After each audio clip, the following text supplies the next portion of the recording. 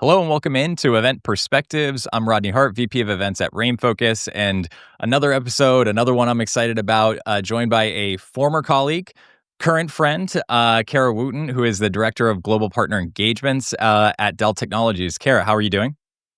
Great. Good to see you, Rodney. Thanks for having me. Thank you for joining. Thrilled about the conversation that we're going to get into. I think it's a topic that us who run events and think about events, it's always how do we continue to up level and, make something, resonate. But I don't want to jump into kind of the heart of the episode quite yet. I want to have a little bit of fun, Kara, if that's okay with you first. Great. Love it. Okay. Do it. We're going to do an icebreaker question. And, is going back and forth of which one, but I think I want to know what is something that you're obsessed with right now? And it doesn't have to be work related, but I do need to know why you're obsessed with it. Oh, goodness. Um, this will be a little telling. So you wanted to get to know me. I'm going to let you get to know me. But I really love like binge watching. So that's my mind numbing thing to take my mind off of work and all the stress. And recently I was recommended um, it's one series, but it's called The Hunting Wives, and it's on Netflix. It has a little bit of everything. It's based in Texas. I'm in Texas, so I was intrigued. So I'm a little obsessed with that right now. I happen to like some of the actresses that play, also just to see how they portray Texas. So And so far, I didn't want to paint with a broad brush. I was going to say I recently also I hit the trailer for Hunting Wives. I've yet to hit play on it because I was looking for a new series, but I was definitely intrigued. Netflix doing a good job of those recommendations. Maybe they knew that you were watching it and they figured, you know what, I bet Rodney will like it too. But I'm curious. How accurate do you feel about it, the portrayal of Texas? Like how much of it are you watching and like that's a TV version or yeah, that's true about Texas, but maybe that part of Texas. well, there's definitely some truth to it, right? So there's some accuracy there. I am not in that part of Texas, so I can't speak to all of that. I'm obviously in a much more metropolitan area. So I definitely think there's some embellishment happening, but it's fun nonetheless. And it's great, just something to escape to. So And my favorite, I'm a big binge watcher. I feel like in this event industry, well, we hit it all the time about, hey, it's not for the faint of heart. There is some stressful moments and having healthy coping mechanisms. And I feel like binge watching, I'm going to say that it's healthy. And I'm curious though, if you don't mind sharing, like what's the most number of episodes? What is like the latest you've stayed up binge watching a show when you have work in the morning? Because I think mine's going to be later. So I'm just curious, Oh, Karen. okay. So when I first started getting into Suits, and there's like 9 seasons on that, it took me a couple of tries, like, to get through the first season, but after the first season, I was hooked, and I'm pretty sure I stayed up until 5, and I had a 6 AM wake-up call. So I'm not sure I ever went to sleep, but there's just something about the original Suits. I love anybody who knows me knows I love to argue. I don't know why, but I call it healthy challenges. Yeah. So I was just really intrigued. I love the intellectual side of that, and I couldn't stop. Couldn't stop. Okay, 5 Like, do a.m. you? What's that? 5 a.m. before a 6 a.m. wake up. I don't know. I mean, like, I've stayed up till 5 a.m. for sure, but I don't think I had a 6 a.m. wake up when I did it. So I think I'll give you a nod there. Um, but it is funny the next day too, because it's like, ooh, I'm dragging today. And it's a tough one to be like, well, long day working, like, no, Please well, don't make me make any major decisions yeah. today. Have I'm you heard of very Suits? thankful I did not have any executive meetings, so it Yeah. worked out. Yeah. Um, okay, that was fun. We're warmed up now. We know a little bit about you. We know a little bit. You're based in Texas. Let's go a little bit more into the corporate side and things that you've worked on. So we know that you're based in Texas. I believe you went to school in Texas, but tell us a little bit about kind of the path that brought you, maybe even if it wasn't into events yet, but kind of the path that brought you into the, working world and then ultimately some of those steps that led you into events. Oddly enough, I thought I was gonna be a professional athlete when I was growing up, so I played softball in college and very quickly realized that was not for me. I love the workout part of it, but I actually wanted to learn, so after my sophomore year, I moved back home and finished college really quickly, but that college portion, while it seemed quick, I was very indecisive. I knew I had expensive taste, so I knew I needed a career that would pay well enough to support my lifestyle. I actually started out as a math major. I love math. I love problem solving. That is definitely innate to just my personality. But then after the first, couple of semesters, you go to your college counselor and you talk about what your career choice is and what jobs you may want to have. And they were sharing, math professors or, getting into statistics. None of that made my face light up and was Yeah. like, oh yeah, that's what I want to spend my life doing. So I pivoted and I started going down psychology. I did adolescent psychology and just that was very interesting to me. I loved all the classes, very motivated in that, but and I've always liked with my friends, was always the listener. I was kind of that person they would come to talk to. Again, we also have the problem solving from the math side. But then I went to my college counselor after that. I was like, "What can I do with this?" And she shared the list of roles, and I'm like, "That doesn't pay well enough." Yeah. Yep. So I was like, "I've gone 3.5 years or 3 years in. I want to graduate. I've got all these credits, but what degree can I get?" She's like, "Well, you need 6 more hours and you get a marketing degree." So I was like, "Amen, sign me up." So then I went into marketing, which oddly enough is really there is a lot of number crunching in there. We need data to support Mhm. all the decisions we need, but marketing in general to me is the study of human behavior Right. and we try to predict, right, how we can motivate people to do X, Y, and Z. So I landed in a really great spot. I'm in Houston, so I'm an oil and gas baby. I worked in oil and gas for about 12 years before I came to Dell. Luckily, I was in a software division. Yes, I spent time on rigs and all those things, but ultimately, I was in software, which led me to Dell. That's where I learned about storage. That's where I learned how important hardware is to powering when you've got really robust software. So I joined Dell and I was in more of a business development role and for energy for about the first 4 years instead of the energy vertical. After that, Michael made a big purchase called EMC Mhm. and we divested in verticals a bit. So I moved into our OEM organization and again was running all types of marketing activities for North America, not just events. Events was one of them.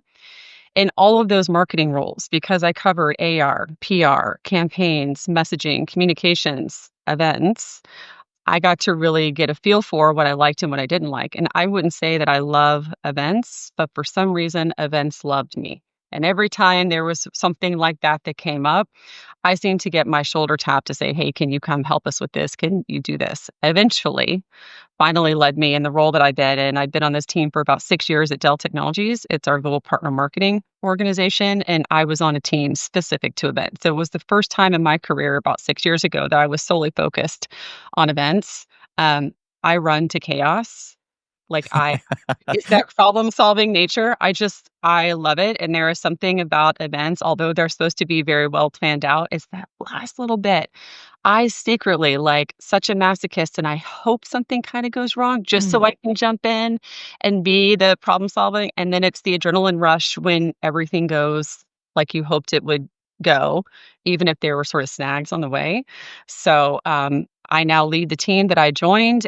We do far more than just events. It's still near and dear to my heart. So we still manage communications and OEM and account-based marketing, things like that. But events is definitely near and dear.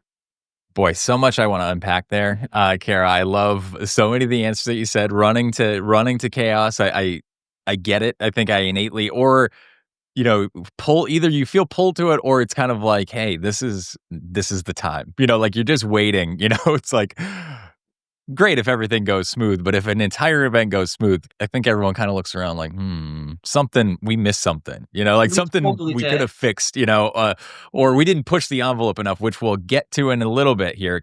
But what I was really excited about this conversation is knowing how much time you spent and even in your current role, kind of outside of, like a corporate events team or corporate events role, right? Because we interface with each other, but it wasn't necessarily as part of the corporate events team. So I'm curious in the roles that you had when you were in oil and gas, I think I'd seen on LinkedIn like there was some event, touch points there, but I'm curious what you felt like your first moment in events were. Did you feel like you had those all along the way? And, you know, was there a draw? You kind of said that events were drawn to you, you weren't drawn to events. And I'm curious, did you see that even in those roles before what you're doing today?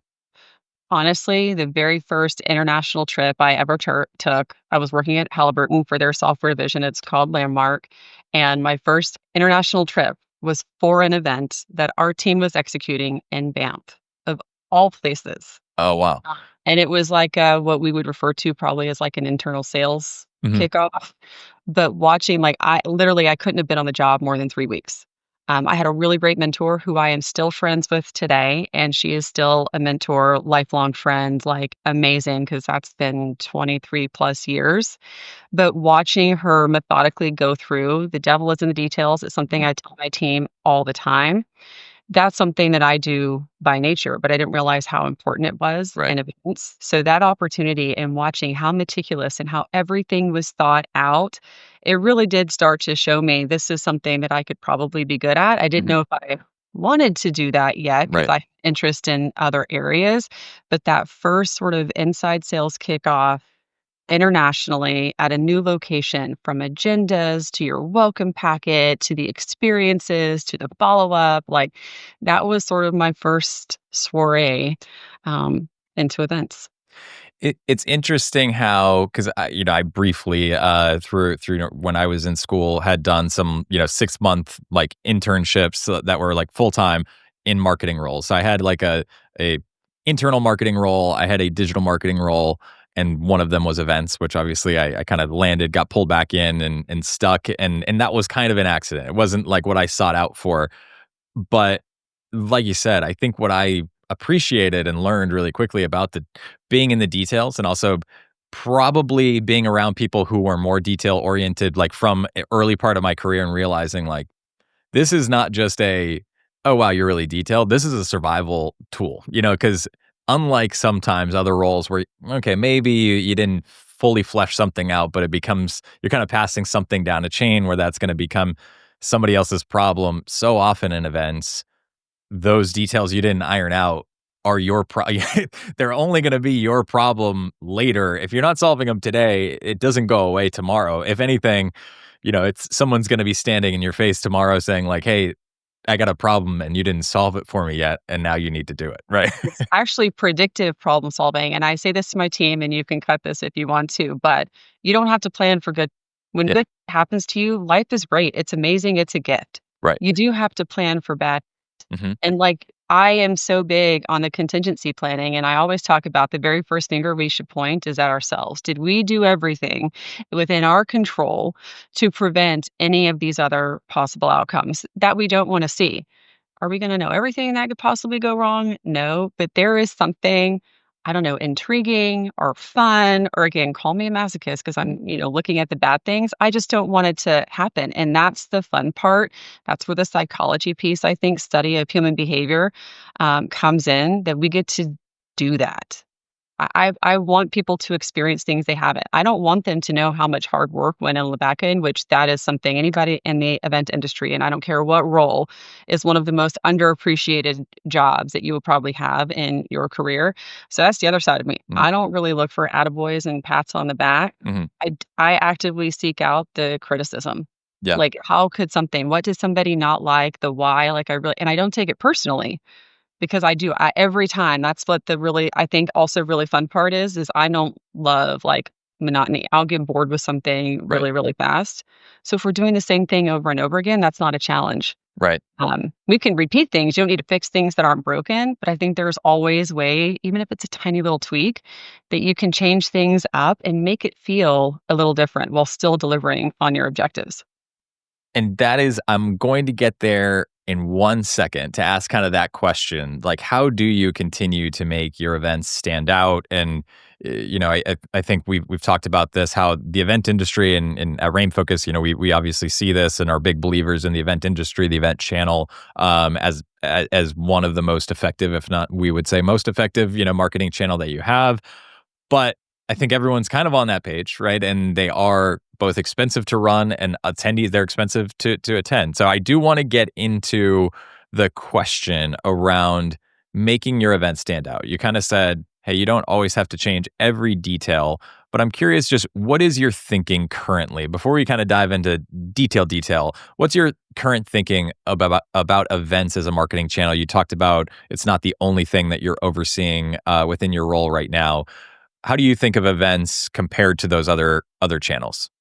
I think now more than ever, one, I think they've always been important. I don't think they ever really have gotten, the right reputation because Mhm, to your point, they're really expensive either to put on or to attend. And it's not always in terms of money, right? Events usually pull on all resources, which I mhm, say is time, people, and money. mhm, So how do you redirect that? At the end of the day, to me, the core of events is around connection. In most businesses, not all, but a lot, you're buying based on relationship. There are some that are commodity products, and there may be 4 to 6 opportunities or more similar products in the market. So what makes this different? Usually, not always, it's not the product. mhm. It's the person that you're dealing with, the people at the company that you know are going to be there. Well, the only way to get to know somebody, it's not through the screen, Mhm. which is predominantly how people communicate today. Right. Very rarely do we pick up and call somebody on the phone, let alone go sit down and have a lunch and meet, right? We're emailing, we're chatting via whatever your preferred chat mechanism is, we're texting. You can't really build relationships like that, not deep ones anyway. It's Right. harder to build trust. So that's what I think, like, for me, events is so critical. An event could also be sending a salesperson to go deliver donuts in the morning at a shop just so that their face is named. Like, we forget that events don't have to be these 5, 10,000 people things. Mm. Anytime there is a connection, a purposeful point and meeting, that's an event. Yeah. So it doesn't have to be massively produced. It should be thoughtfully produced. Yeah. And in this world now where there are more events, and I would say, there's obviously been a lot of RTO, movements and, coming back to the office. And so there's maybe some of that's going back to, pre-pandemic type levels of normalcy.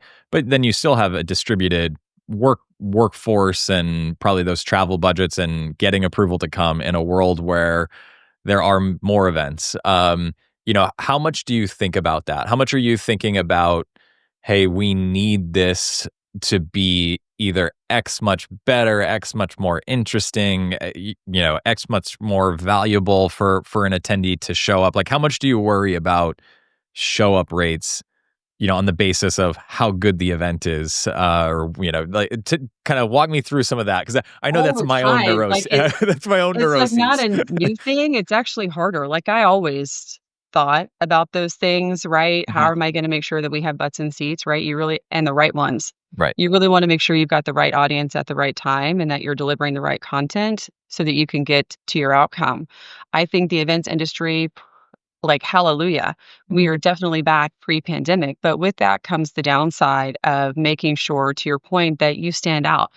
And it's less maybe about travel budget, that's certainly a big portion of it. Mhm. I think it's actually people's time. Mm. That Mhm. is so much more critical because there's so many more things that are happening and going on in our attention. It's a lot harder to keep attention. How do I make sure that the experiences that we are designing are worth someone's time? Mm. I know that we always go into like businesses for sure. We have an objective.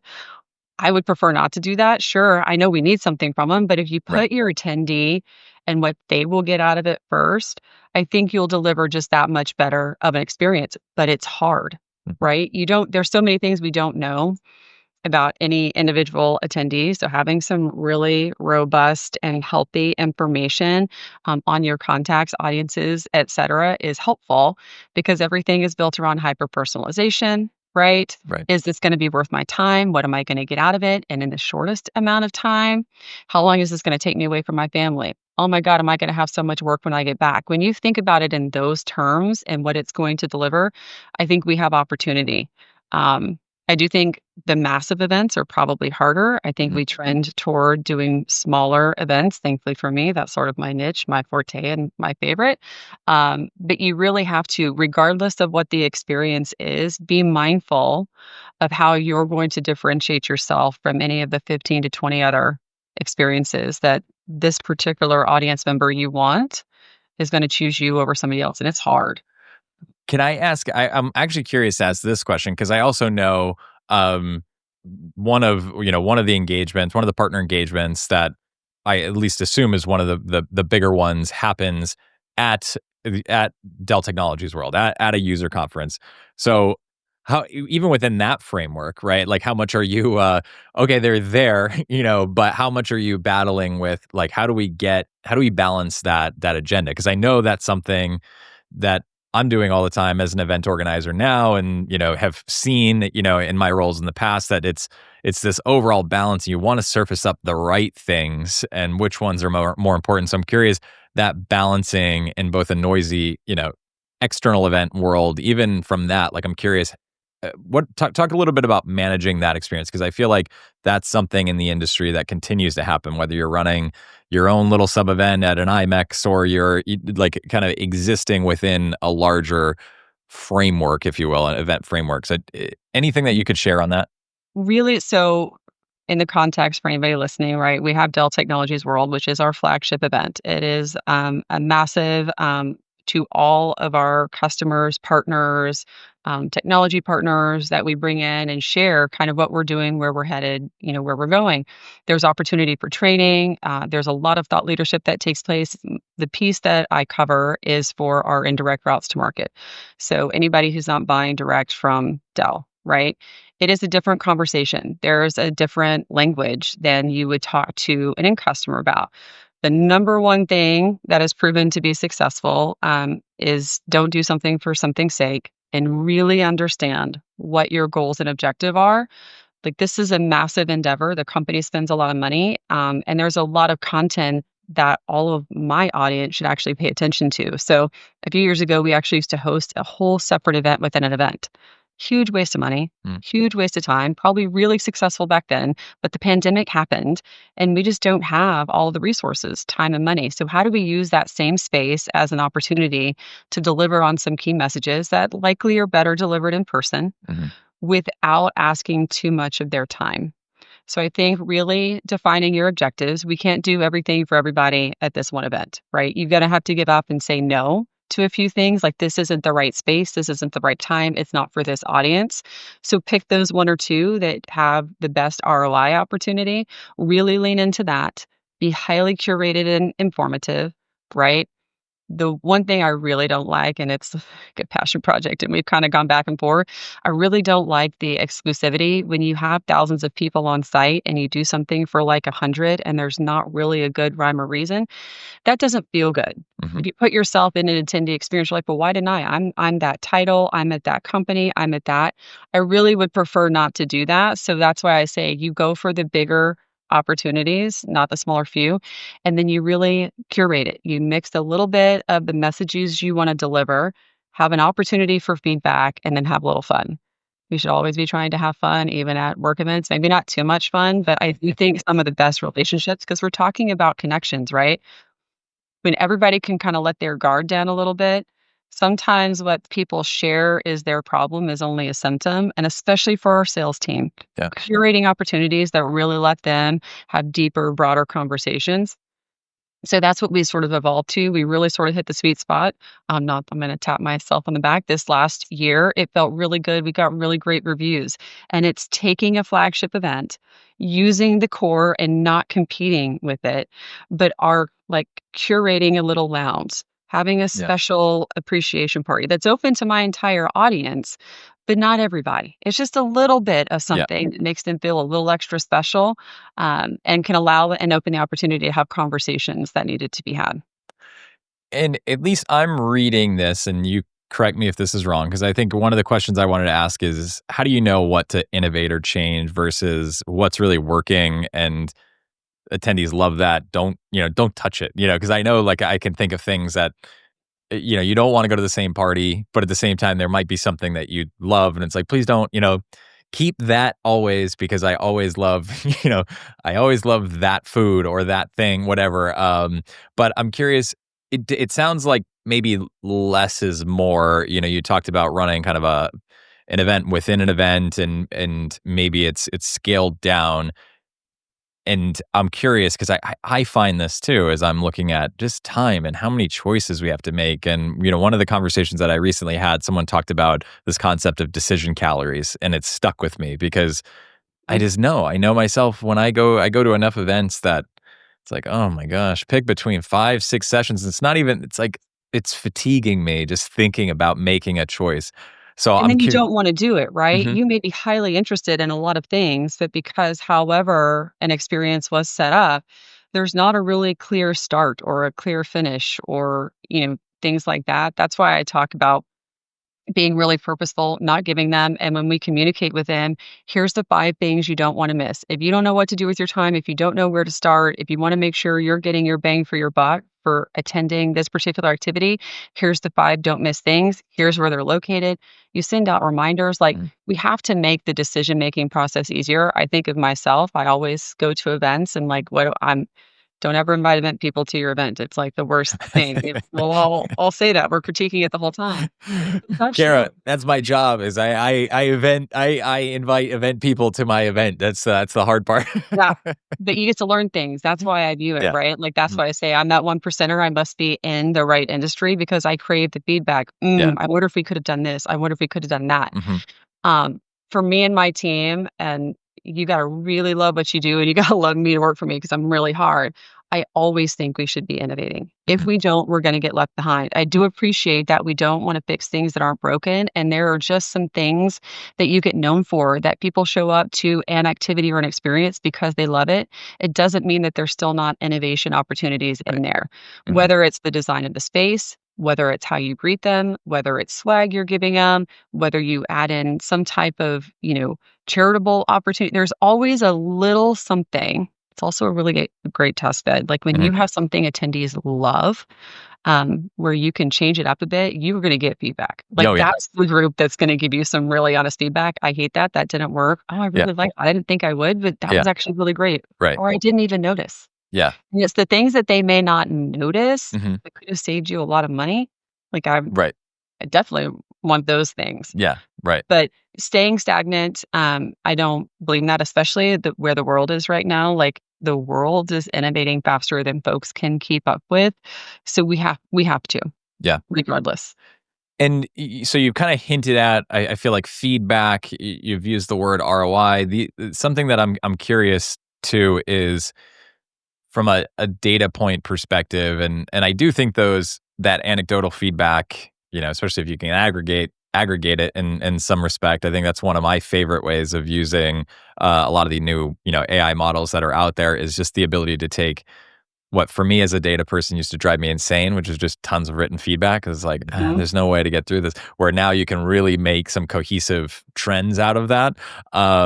And it's almost my preferred way of getting data now is written feedback. I'm almost like, what does 4.72 versus 4.61 mean? Tell me, give me, answer a few questions and, it's helpful. But anyway, I'm curious from your perspective, when you're executing events, are there key data points that you're looking for, from a business perspective, beyond, butts and seats, and then also from a feedback of, hey, maybe this is an area that worked, and then maybe this is an area to explore. Are there like certain elements that you're typically looking for in measuring it? And feel free to answer that as Usually broadly as you want. slots, right? Everybody probably has your standard, like you Hmm. mentioned, you have butts and seats and all that. But how long did they stay in their seats? Hmm. Were they on their phone the whole time or were they Hmm. actually paying attention and listening? Were they taking notes, right? Were they having a side conversation to that? Did they stay? Did they ask questions after? A lot of the things that make a difference on how we make decisions today are actually not things you can just sit there and calculate, right? Hmm. It's you've got to have the right people in the room who are assigned to looking at those things or using AI, if that's Hmm. something you can do, is to Right. use AI to monitor those things but to really pay attention to that, get anecdotal feedback to your point. Don't ask them 2 days after they've gotten home and they had really crappy flight delays and everything else. I wanna get you as you're walking out of the room. Let me walk you to your next session. Where are you going? Great. Yeah. So what do you think about the last one? It's really being purposeful in the moment and getting that gut shot reaction, and then you marry that up with whatever your raw data will tell Right. you, right? How many people showed up, but then how many people were there at the end? Yeah. Can we calculate that, Right. right? Um Thankfully, or unfortunately for everybody else, for me, the activities and the experiences that we lead are the ones that are sort of, we're going to do it every year, regardless of the outcome. We just want it to be the best that it's ever done. It's far more about the relationship building than driving, revenue and pipeline. Obviously, we always want to do that, but this Right. is one step on that journey. Right. So if they sell faster, like, are we Right. closing sales cycle? And that you can get feedback from your sales representatives and things like that.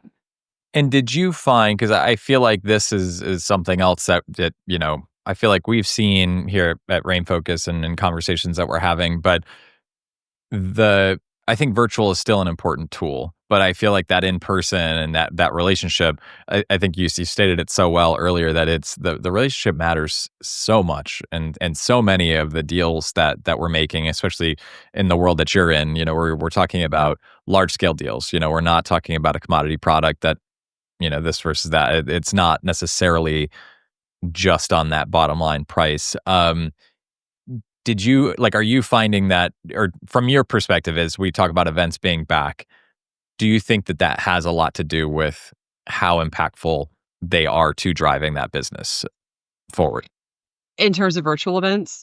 Like, in terms of, I guess, the alternative, having events and getting people to gather in one place and setting up that structure versus, yeah, our Zoom calls or sure, virtual events, webinars, like, Uh, um, I yeah. think it's taken on a whole to me, Mhm. and I share this with my team all the time. I think there are definitely certain regions globally, because I'm manage a Mhm. global team, we do global things globally, where virtual and or hybrid is a huge opportunity, right? Mhm. It's just harder to get to. You are definitely traveling internationally, even if it's one country over, right? So it takes more time and effort to do that. So what you're delivering, on site has to be so compelling. And when it's not, some people may choose for virtual. I definitely think what we've seen is it's great for on demand. If you're doing something for Yeah. live, you're not going to have large audiences because at the end of the day, it's still connection. They want to be able to ask a question or interact or whatever. Otherwise, it's on demand. Mhm. And it makes great sense, like training, great opportunity to do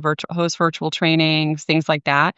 But when you're trying to really drive thought leadership, when you're trying to further relationships, especially here in the United States for me, I'm not sure virtual is the way to do it. It's definitely not as people really they miss. They didn't have it for a while. Yeah. And again, there's something as much as we're sitting here and we're buds and we're friends and Mhm. all those things, there's some things that I may tell you if I'm sitting right next to you at an event we just heard a speaker Right. than what we're sharing here. Yeah. So I think being really prescriptive on your objectives, again, I go back to that. Like, what do you want to get out of this? And it's interesting that you say that, because I'm always pressure testing this with myself too. I mean, the number of times, and I feel bad sometimes because it's also my job. The number of times I see a compelling email with a compelling idea for a webinar with even people that I want to see, but I'm just like, maybe, like the number of times that I don't know if it's overwhelm. I don't know if it's like, well, I'm going to be on the There's phone only today, so much time, you like, know? especially that because, like, it takes more commitment to show up in person. Mhm. There's not a lot of commitment that's required. Everybody's already sitting at their desk, and I think what most happens to us, something else comes up, Yeah. and Right. you're like, "Oh, they're probably gonna record it, I'll go back and watch it later," Correct. and you don't Right. tune in Right. live. Right. Again, best subject line ever. It can be the naughtiest teaser you've ever heard, and you're Yeah. like, "Oh my god, I just wanna show up to hear what they're gonna talk about." Yeah. Right. But you're not because the opportunity cost for you is low. Right. Because, yeah, Opportunity exactly. cost is high Right. when But it's in person. it's 1 p.m. Eastern, and you're about to join, then you get a Slack message, and then you're like, I really got to finish this thing. I'll come back to it. Yeah. And you don't, and then it's the end of the day, and you're like, hey, let's put on Hunting Wives or Landman, which is a show that I should have had. Kara, I'm gonna before I get to the closing question, which we kind of ask everyone for advice. I'm always hoping that some younger people are watching this, whether they're younger in their career or kind of getting into that phase. And so I love the idea of giving advice. I think you've hit some really good pieces of This is advice my favorite. that I that I actually love. love the younger in careers, so So, but before I do that, before I get to that question, I did want to ask one last question, which was, we've talked a lot about kind of new and innovation, inspiration, for these new ideas. Where does it come from? Like, where, like, how are you finding that? Is that, I know you're, for part me, of SEMA board. Is it yeah, educational? Is it educational opportunities? Is it networking? Is it peers? Is it, what it is could it? be all of the above. Um, Most often it comes when I'm not looking for it, when I'm not seeking something out. I'll use an example because I think this happens more. I use a lot of real life experiences wherever they may be, Mm, and maybe watching an award show because then mhm, I'm planning an award show, right? So is there anything that I can pull from the entertainment industry into my event? But I was visiting a friend of mine in Jacksonville, Florida. We went and we got our nails done, and the aesthetic of this nail place that we went into, I thought was beautiful. I mhm, took pictures of it. I'm like, "Man, we have a global partner lounge at Dell Tech World." I'm like, "I wonder if this will fit in." And then I started to see it. We went to a little beach bar or mhm. we would go somewhere else. I'm like, I just there's something about this aesthetic I love. We need to go pull that in. And just the aesthetic piece, and then you build out into what you want people to feel and what's the objective. How do you want them walking into it? I take those pictures, I put a mood board in, and then we go talk with the team. Yeah, So it's random little things like that. Yes, I love the industry piece and hearing from peers and what worked and what didn't. A lot of times, other people's failures, I'm like, mm, that was a really good idea. yeah, right. How can I go do that? But I find the things that we end up bringing to life are things that are not related to the job or the industry. It's just the real life things. Places I'm going with the kids, places I went to my friends, something you see on Landman or, Yeah. or Hunting Wives. And you're like, I wonder if that'll work in corporate America. Yeah, And then it gets my brain going. amazing. Uh, so many good things. I could keep going, but, I try and keep these things not, hours long. So let's get into this last question, which is, around the event industry. It's a stressful place to be. Um, What is one piece of advice, and it can be something that you've heard and you live by, or maybe something that you've just kind of learned over time? What's your favorite piece of advice that you would share with someone who's young and coming into the industry, new into the industry? What's something you would tell them? This is not for the faint of heart, and you need to be a self-starter. Like, you need to ask all the questions that I coach my team all the time. The only dumb question is the one that you don't ask. The more you understand, the better you're gonna be able to deliver, and if you don't understand, I know there's this whole fake it till you make it. Sure, you wanna do that, right? Mhm. But also show up and have a point of view. So you ask a lot of questions and then have a point of view. I think a lot of our younger in careers think that, oh my goodness, I don't have any experience. I got to Mhm. keep my mouth shut.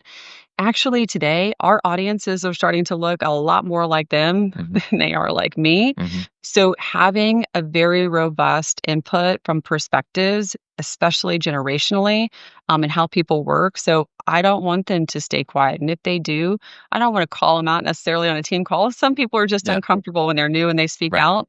But I'll say, hey, it looks like your brain's working. Can we touch base after this? I feel like you have some thoughts. Let's do it. Yeah. That they need to feel optimistic. There's a level of confidence that they should have because they do have life experiences that will help them in their role. They just have to be able to articulate that. So ask a lot of questions and have a point of view. I love that, and it's so important, and I think it's important for us that are working with people who are younger in career to make it a safe place to ask questions too. But so much I think in that fake it till you make it, which yes, there is to some degree, but not to the degree that you're not learning. Because I think to me, there's a lot to go in and say like I've got confidence that I care a lot about what I'm doing, that I'm working hard and I'm doing what I'm supposed to be doing. So if I hear something I don't understand, and when I first walked into the event industry, I had some confidence about myself, but I didn't have a lot of confidence in my knowledge in the industry. But the ability to ask questions and to be in an environment that encouraged me asking questions also really inspired me. And then it is interesting and to be on the flip side of those questions and to realize like, whoa, what a great question. Like that you not knowing that tells me something that I haven't said or that I took for granted that also Exactly. our attendees probably have no idea, because you didn't know. So Exactly. So we get something out of it too. Like it's actually super beneficial. yeah. I love that. You're spot on. Yeah. Kara, so much fun. I've got one more section. I always say that I've got one more. I've got literally one more section. This is just it's purely for fun. There are no wrong answers. And unless I chime in, then I'm the one that's breaking the rules. It's called the lightning round. I'm gonna just fire away some questions. You're gonna answer with what comes top of mind. Are you ready? Let's do this. Okay, here we go. Who is your dream guest keynote speaker? Well, two. One would be Mel Robbins because I freaking love her. since I started, she has positive intent, and I use that, but I would just love to hear her on a stage just to be with her. But there's a new one, and he was actually a guest of Mel's, and his name is Jefferson Fisher, and he is all about how to have difficult conversations in all facets of your life, but he is so good. Like, Wow. so good with, keeping your space, but how to have difficult conversations and not leave people upset after you have them. So, those are my top 2 right now. And that second one's a new one. I'm going to look that up. True or false? You prefer smaller, intimate events over large scale ones? Completely true. Okay. 1000%. The best airline is? United. Ooh. Window seat or aisle seat? Window all the time. True or false? Networking is your favorite part of attending events? Way false. I wish it were, but for me, I'm an introvert. I just sit up against the wall, so Oh, is it educate? What is sessions? Education? what The do you food? mean? I said, what is your favorite part? Oh, after it's over, Yeah. and I get to go You're still to my room. the flight home. Yeah. If you could host an event anywhere in the world, where would it be? Ooh, I've done a lot of really great places, but the one that I haven't and I wanna go to is Australia. So, that's I'll be Australia, New Zealand area. I'm Love it. gonna get down to the Southern Hemisphere. What's your go-to comfort food during event planning stress? Starbucks. Oh, okay. What's your current favorite mobile app? My Aura Ring app. So I'm a big Aura, talk about stress, like, that's the big thing. I actually seem to manage it really well, but I like monitoring my sleep and seeing how I do. Then this will be a great next question. True or false? You pack gym clothes when attending an event you're planning. Sometimes yes, sometimes no. That's not true or false. Can it be both? I think that's fair. It can be both. I mean, it's true that I Promise often pack it. yes, It's and I never false that use I it. often use it. Yes. I like that answer. That's perfect. Kara, thank you so much for your time. I very much appreciate it. I think there's so much wisdom in this conversation and everything that you shared. Thank you for joining. Such a treat. Thank you, Rodney. Appreciate you.